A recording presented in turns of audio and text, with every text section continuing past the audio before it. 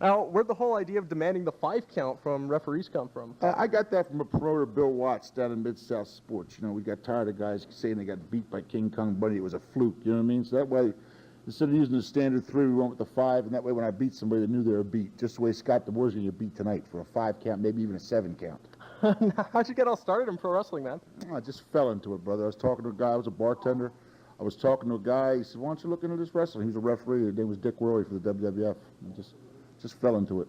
So now, while you were growing up, were there any particular wrestlers that you feel maybe had a great impact on you becoming a pro wrestler yourself? No, not really. I never patterned myself after anybody. I used to watch my grandparents when I was young. They really enjoyed it.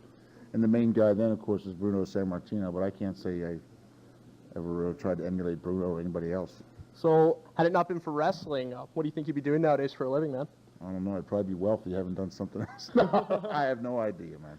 So now, in regards to the actual name King Kong Bundy, how'd you come up with that? That was given to me by Fritz Von Erich. I went into Dallas as a babyface.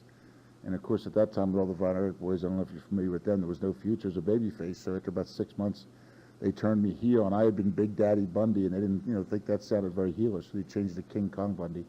I just stuck with it. Now, we all know you've been on all kinds of episodes of Married with Children. Now, with the family, the Bundys, and given that your name is King Kong Bundy, was that just a pure coincidence, or was there some sort of connection there with the last name as to maybe why you were on the show? No, I was on Married with Children 3 times. Actually, all the characters, the creators of the show, Michael Moy and Ron Levitt, are big wrestling fans, and they named the characters the Bundy after me, King Kong Bundy. If you remember the show, all the characters were named after wrestlers in the beginning. The next door neighbors were the Rhodes, Stephen Marcy Rhodes for Dusty Rhodes. The Playboy shoe salesman, Luke Ventura, was named after Jesse Ventura. And they were big wrestling fans. That's why they named the guys what they did, the characters what they did. So now, reflecting back on your career in the WWF, what would you say was your most memorable match? Maybe you versus Hogan in a steel cage at WrestleMania 2, or is there another one that you'd say? That has had to be the most memorable, biggest match we ever had. I also had some big matches with Andre the Giant. We sold out arenas all over the country, all over the world, actually. Hulk Hogan was the biggest one. So now, aside from Andre and Hogan, who would you say have been some of your favorites to work with in the business over the years, man? I enjoyed working with the Von Erich boys back in Dallas.